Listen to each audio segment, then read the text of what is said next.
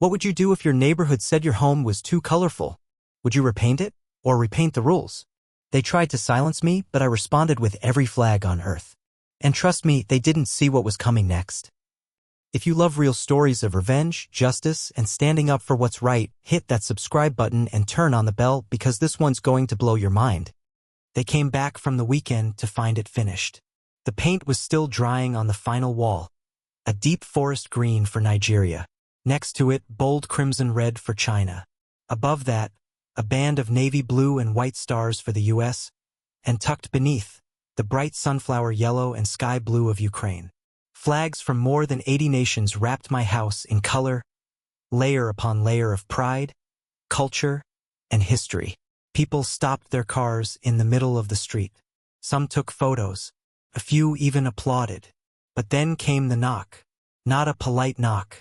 A hard, angry knock, the kind that made you pause before answering. Standing at my door was Janet Rowell, the HOA president. Clipboard in hand, lips pressed so tight they could have sliced glass.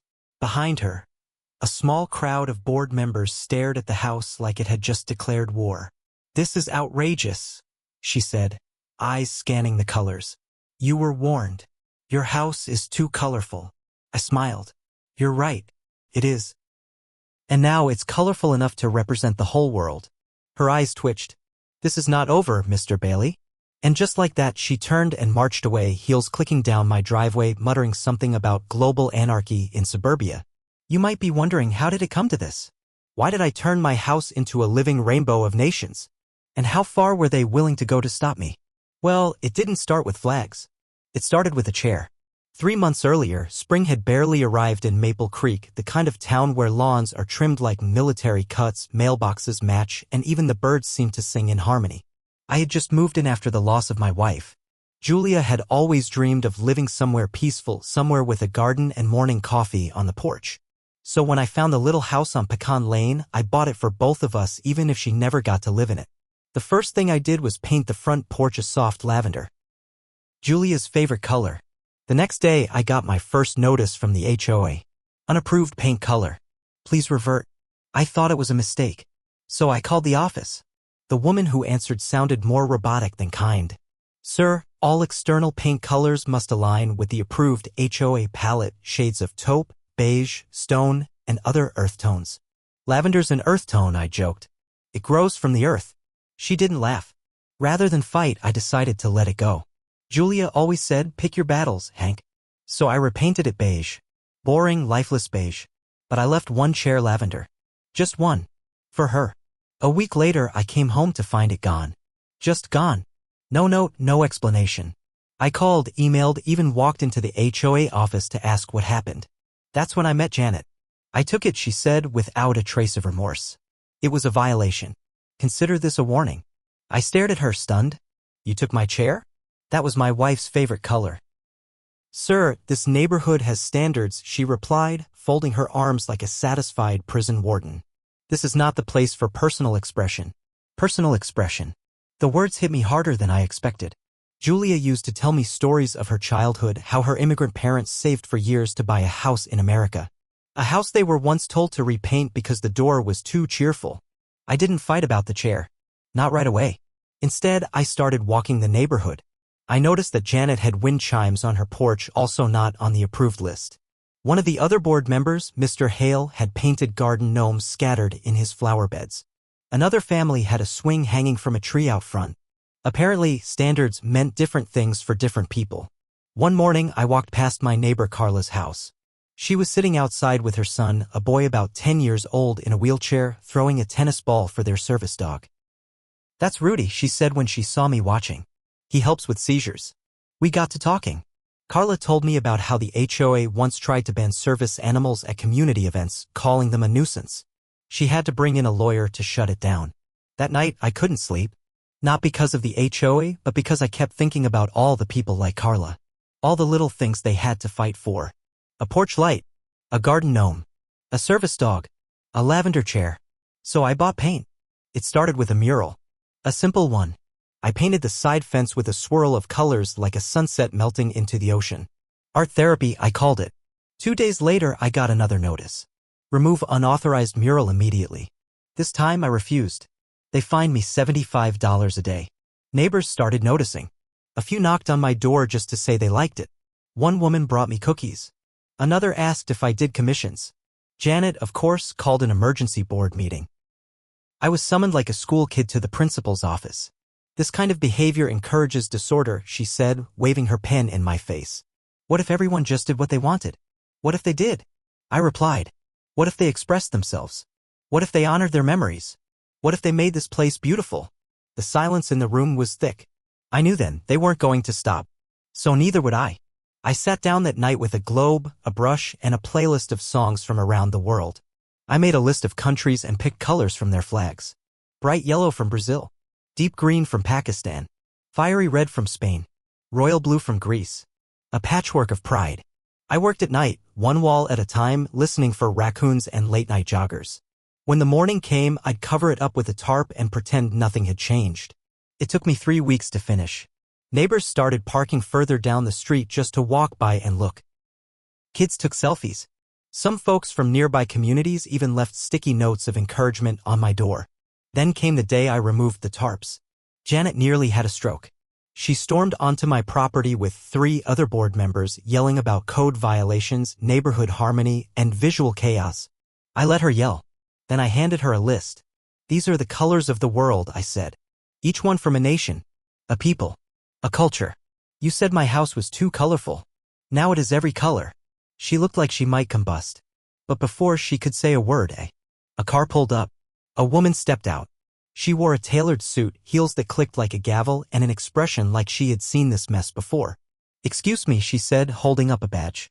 I'm from the State Human Rights Office. We've received several complaints about selective enforcement and discriminatory behavior by this HOA. We're opening a formal investigation. Janet's mouth fell open. So did mine. And that's when everything really started to spiral. It was like someone had set fire to the entire HOA boardroom, except instead of flames, it was paperwork, panic, and pure ego combusting in real time. Janet stood frozen, her lips twitching as the state representative handed her a sealed envelope and calmly walked past her toward my porch. I'll need to conduct a few interviews, the woman said. This won't take long.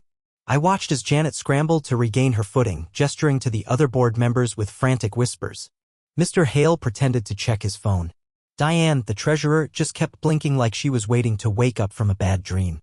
The investigator, Ms. Keating, wasn't here for small talk. She asked about the chair. She asked about the mural. She even asked about Carla and Rudy. I didn't hold anything back. The thing is, I told her, they didn't care when other homes bent the rules. Just when I did. And why do you think that is, she asked. Because I wasn't quiet about it. Ms. Keating nodded slowly, scribbling notes into a leather-bound folder that looked like it belonged in a courtroom. When she left, she gave me a firm handshake and said, if they try anything further, document everything. And don't repaint. The last part made me smile. I wasn't planning to.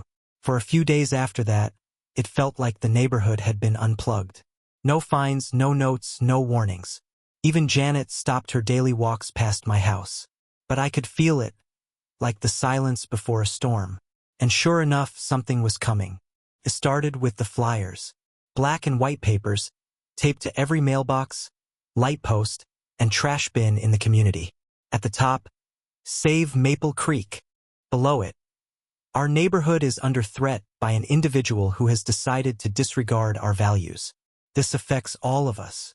They didn't use my name, but they didn't need to. People knew. Some neighbors started avoiding me. One man crossed the street just to not walk by my front yard. A couple of kids who used to wave stopped waving. Even the woman who brought me cookies disappeared back into her beige house. But then others did the opposite. A woman named Teresa, who lived a few blocks over, came by with her teenage son. He's learning about global cultures in school, she said. He wanted to take a photo with the flags. They stayed for half an hour. Her son asked me about each one, what the colors meant, what the symbols were for. When they left, they gave me a little paper flag he had drawn by hand, a rainbow swirl labeled Planet Earth. Later that night, I found another note on my door. But this one was handwritten. It read, "Your house makes my morning better. Thank you for reminding me what diversity looks like. A grateful neighbor." I kept that note on my fridge.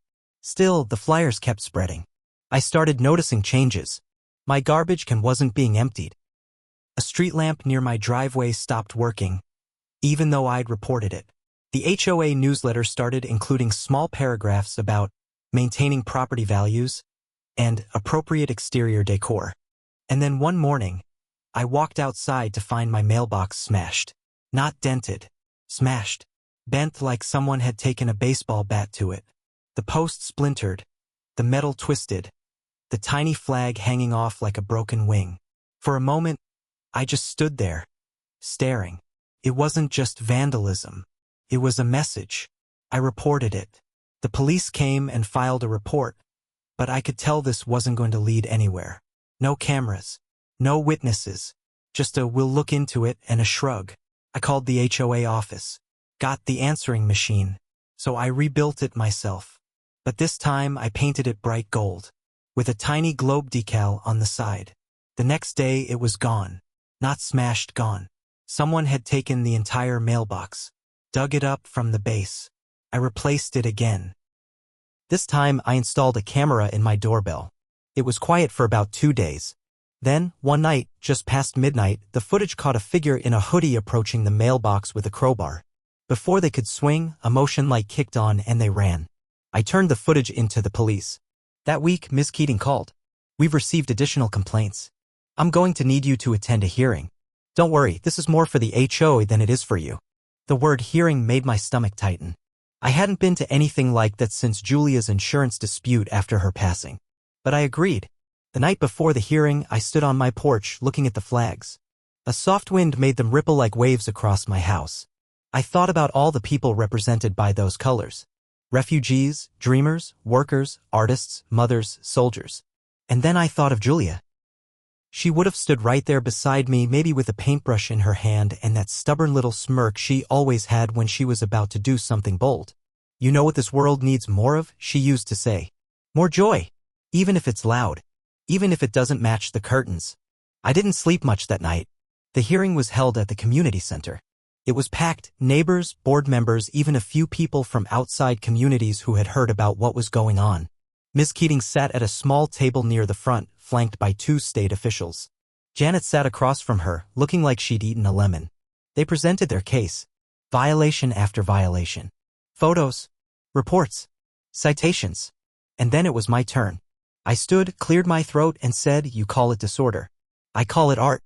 You say it lowers value. I say it raises awareness. You say it's too much color. I say it's not enough humanity." The room was silent. Then Ms. Keating spoke. "We've reviewed the HOA's actions over the past 3 months. We've reviewed their pattern of enforcement. And we've found troubling inconsistencies." Janet's eyes twitched. "We'll be auditing the entire HOA board for selective rule application," she continued. "Effective immediately, the Maple Creek HOA is under official review." Gasps rippled through the crowd. Then someone clapped. Just one person at first. Then another. Then the whole room. And for the first time since I moved to Maple Creek, I felt something shift. But that's when it happened. Just as I walked back to my car, feeling like maybe, just maybe, the storm was passing, I heard the pop. Then the hiss. My tires. Slashed. All 4. In broad daylight. And this time, they left a note under my windshield. 4 words printed in block letters. "Leave before we make you." The police didn't even try to sugarcoat it this time. "It's targeted," the officer said, crouching near the punctured rubber. All 4 tires slashed, same depth, same angle. Someone knew what they were doing. He looked up at me, frowning. "You got anyone mad lately?" I let out a bitter laugh. "You could say that." The note was bagged for evidence. I didn't need to read it again. I could still see the thick, sharp handwriting burned into my mind. "Leave before we make you." It wasn't a prank. This was personal. They had gone from fines to theft to threats. And now, destruction. It would have been easier to walk away. Just repaint the house. Remove the flags. Melt back into the beige shadows of Maple Creek. A lot of people would have done that. But I didn't. Instead, I called a tow truck and stood outside while the guy winched my car onto the flatbed. His name was Luis. Nice guy. Said he'd heard about the house from his cousin in the next town over. "I saw it online," he said, nodding toward the mural as he strapped the tires. "That's your house? Man, you're kind of famous now." Whole thread on Facebook. People are calling it the World House. You ever think of making a TikTok? I shook my head and laughed, more out of exhaustion than anything. No, I just wanted to honor my wife and let people feel seen. Luis smiled. Well, you did more than that. When he drove off with my car, I stood in the driveway, alone again. Except I wasn't really alone. Across the street, 3 people stood at the corner. Neighbors I didn't know by name, just faces I'd passed while walking. They weren't smiling. They weren't waving.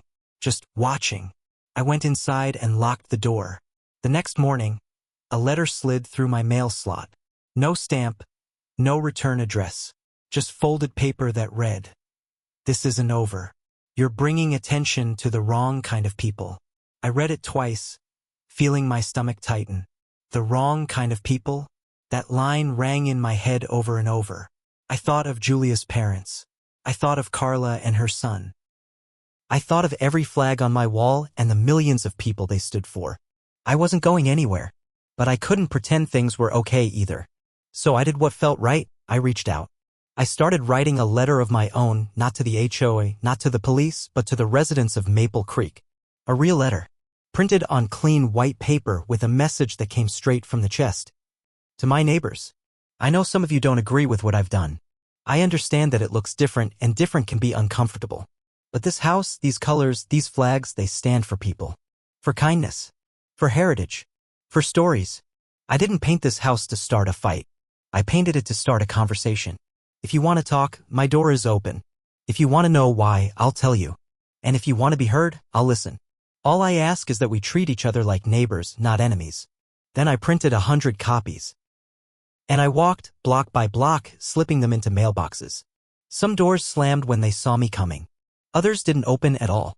But a few cracked open, cautiously, as if testing whether it was safe to care. And one of those doors belonged to Mrs. Vickery, the oldest resident in the neighborhood. 92 years old, half blind, with a voice like faded lace. "I read your letter," she said when I reached her porch. "And I just wanted you to know my husband fought in World War II. He always said the thing worth protecting wasn't just land, it was dignity. You're doing fine, son." I blinked away something in my eye. Over the next few days, things started to shift. Subtly, but it was there. A chalk drawing appeared on the sidewalk outside my house. It was of my mural, a childishly drawn but beautiful, with the words "Color is Kindness" scribbled in green. A neighbor 2 blocks over left a basket of cookies at my door with a sticky note that read, "For you. And the world." Then Carla came by with Rudy and offered to organize a unity picnic in the neighborhood park. "Bring food from your culture," she said. "Nothing political, just food and stories." Felt like hope. But hope is fragile in a place like this. The picnic was scheduled for Saturday.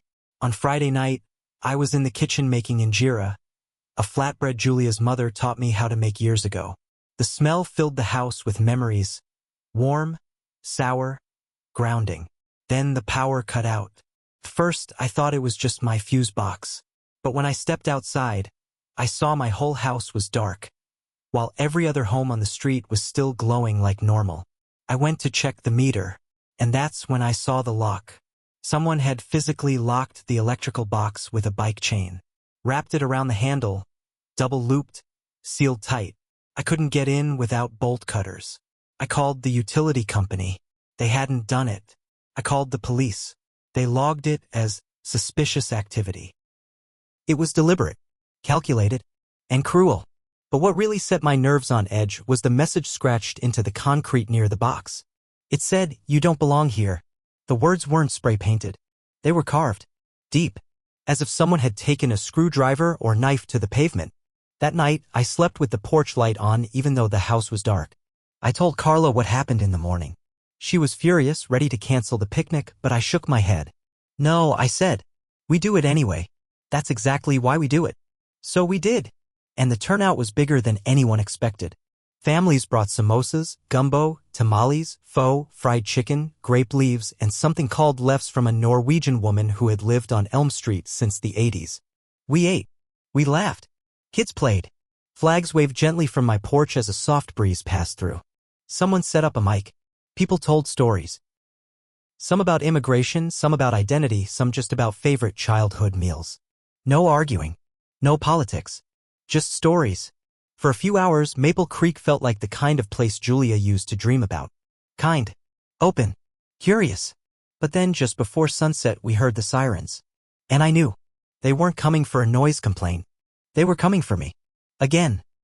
3 police cruisers pulled up to the edge of the park. Lights flashing. Engines humming. Doors opened and out stepped officers in dark uniforms moving with the kind of purpose that quiets even the laughter of children. The microphone went silent. The music stopped.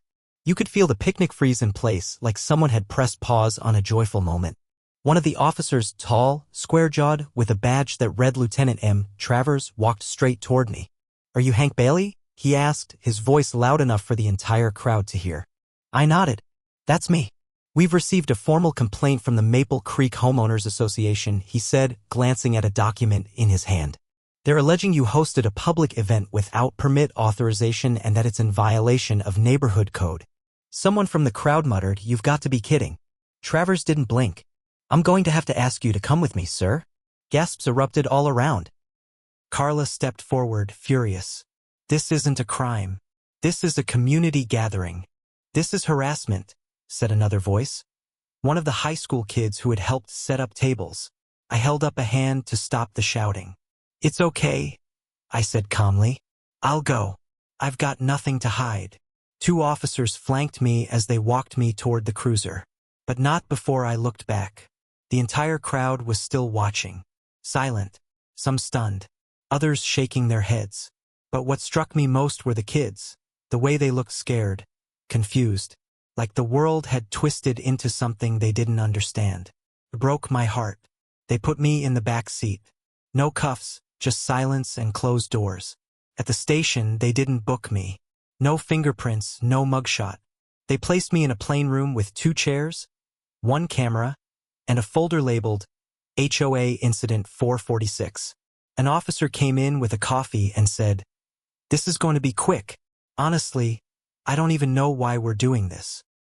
Apparently, the HOA had filed a complaint accusing me of creating a public disturbance, attracting unsanctioned traffic, and damaging community unity. The last part made me laugh out loud. "Community unity?" I said. "Have they seen what they're doing to this neighborhood?" The officer nodded slowly. "Between you and me, Mr. Bailey, they're stretching, but they're loud. And unfortunately, loud sometimes gets attention." I was released within the hour. No charges. No citation. Just a warning that the HOA was pushing for a court-ordered cease and desist regarding my decorations. When I walked out of the station, Carla was waiting by the curb. "You okay?" she asked, opening the door to her van. "Yeah," I sighed. "Just tired." "Tired doesn't win battles," she said, her eyes fierce. "Rest, then fight." We drove in silence. When we got back to the neighborhood, I braced myself for the worst. But what I saw instead made me stop in my tracks. My porch, once filled with flags and painted wood, had been stripped bare. Gone. Every flag, gone. Every color, scrubbed. Even the mural on the fence, painted over in thick gray primer, dripping like tears. There was a note taped to my front door. No signature. Just the words, "You were warned." I stared at it for a long time. Carla whispered, "Do you think it was the HOA?" "No," I said softly. "I think it was someone who wanted to make sure the HOA got their way." I walked inside the empty house. The silence felt louder than the crowd at the picnic. I looked around at the bare walls, the stripped windows, the empty porch. Felt like a funeral. That night I didn't sleep. I sat in the living room, lights off, replaying everything. The laughter from the picnic. The carved threat near my meter. The little boy drawing chalk flags on the sidewalk. The look in those kids' eyes as I was taken away. I had a choice. Back down. Or rebuild. But not just the house. The story. The movement. I turned my laptop on and opened a blank page. Then, with trembling hands, I wrote the first words. "My name is Hank Bailey. I painted my house the colors of the world. They tried to erase it. This is what happened." I attached pictures. The before and after. The mural. The note on my windshield. The slash marks on my tires. I told the whole story, not in anger, but in honesty. Then I posted it online. Reddit, Facebook, Twitter, Instagram, and I went to bed not expecting much. But by sunrise, the world had seen it. Thousands of shares, hundreds of comments, messages from strangers around the globe, offers to help, artists volunteering to repaint, veterans thanking me for honoring diversity, teachers asking if they could show the post in their classrooms. I even saw a tweet that read, "This guy's house should be a landmark." I walked outside, blinking against the morning sun. A new mural had already started. Not on my fence, but on the sidewalk. Kids, dozens of them, with chalk in hand, drawing flags again. They had come back, some with their parents, some with signs that read things like "Color belongs here" and "We are Maple Creek too." And in the center of it all was a little girl, no older than 6. She looked up at me and said, "Can I draw yours too?" "My flag?" I asked. She shook her head. "No, your wife's." I couldn't speak, so I nodded. She knelt down and started to draw a lavender heart. That afternoon, the news vans arrived. Not just local, national, but just when things seemed to finally be turning around, when voices were rising, when unity felt real again, something happened that none of us saw coming. Janet filed a lawsuit. Not against me. Against the children. The lawsuit made headlines within 24 hours. It was plastered across local news tickers and social media feeds, sparking outrage from nearly every corner of the internet. HOA president sues neighborhood children over chalk art. That was the headline. Beneath it, a blurry photo of the sidewalk in front of my house, covered in dozens of pastel-colored flags, suns, hearts, and peace signs drawn by children with nothing but joy in their hands. The same drawing that had made our street feel alive again. The complaint, filed in Janet Rowell's name and signed by the Maple Creek Homeowners Association, accused the children and their guardians of vandalizing HOA-owned property, creating unsanctioned public displays, and contributing to the decline of community aesthetics. No one could believe it. The lawsuit didn't just target Carla and her son or the little girl who drew the lavender heart. It listed the names of 6 families whose kids had participated in the sidewalk art.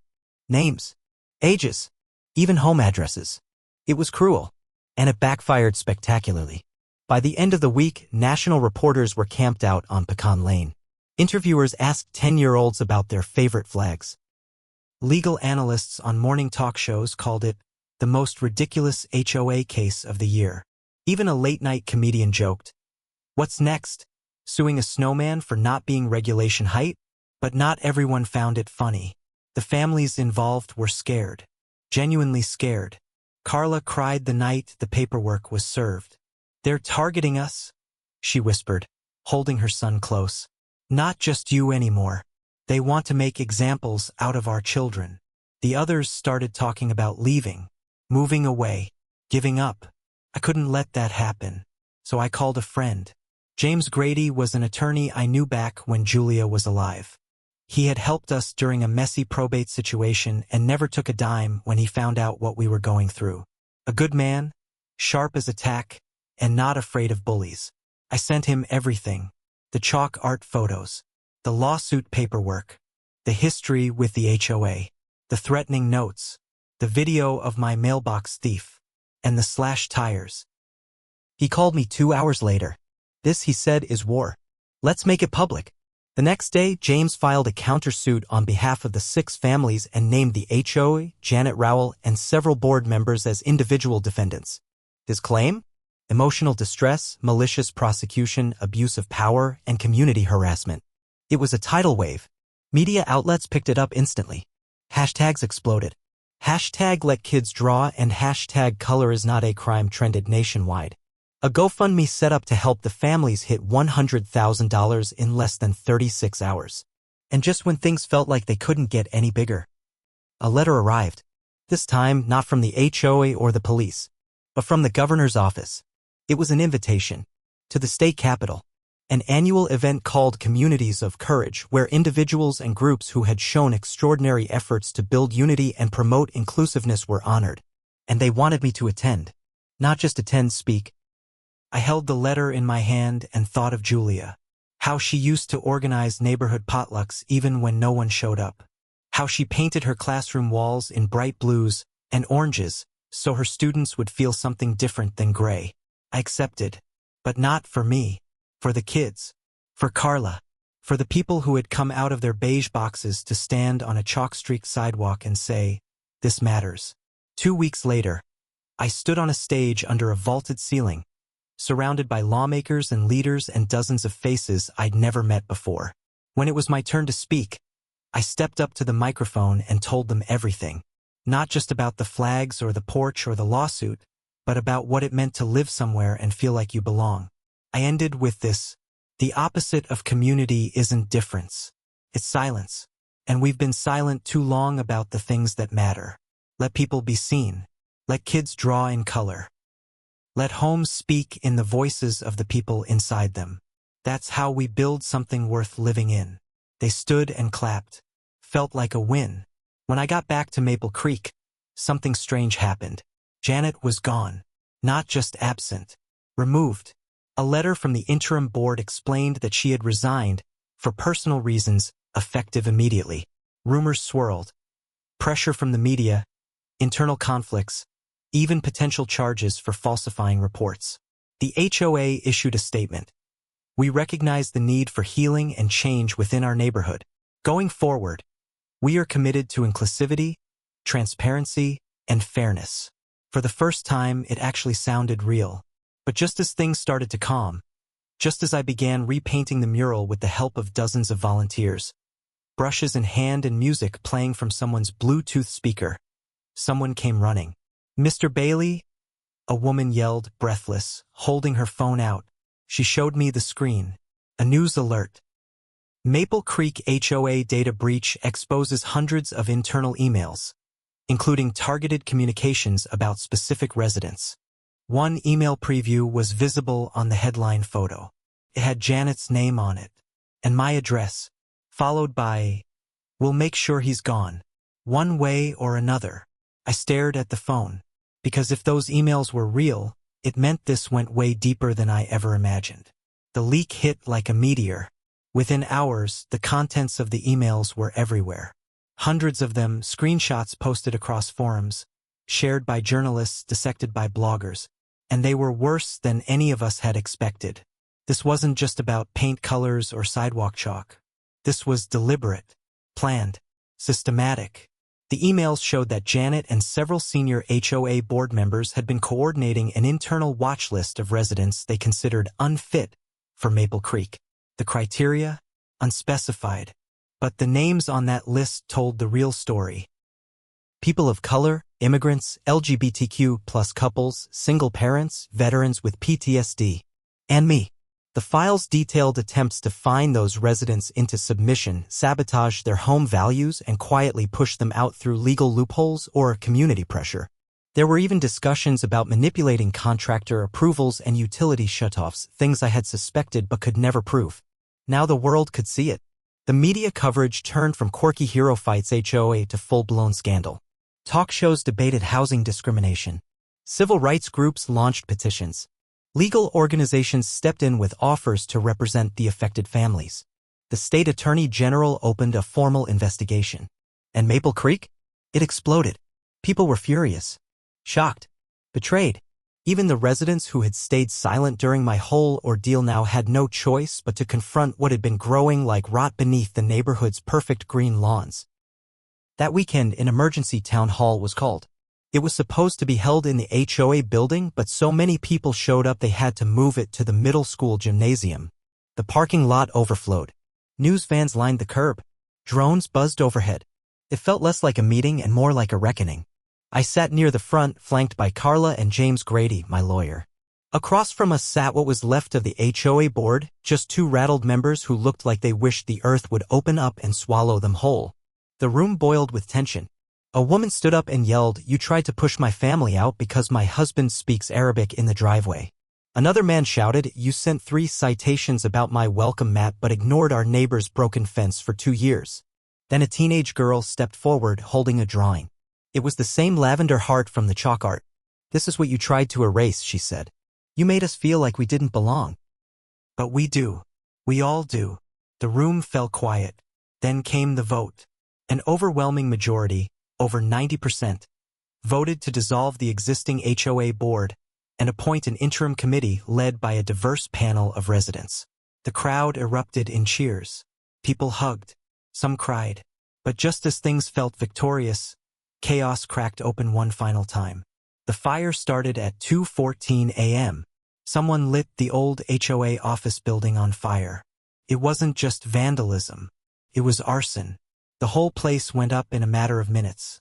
Records, servers, furniture, everything reduced to ash and smoke. The flames lit the night sky like a warning flare.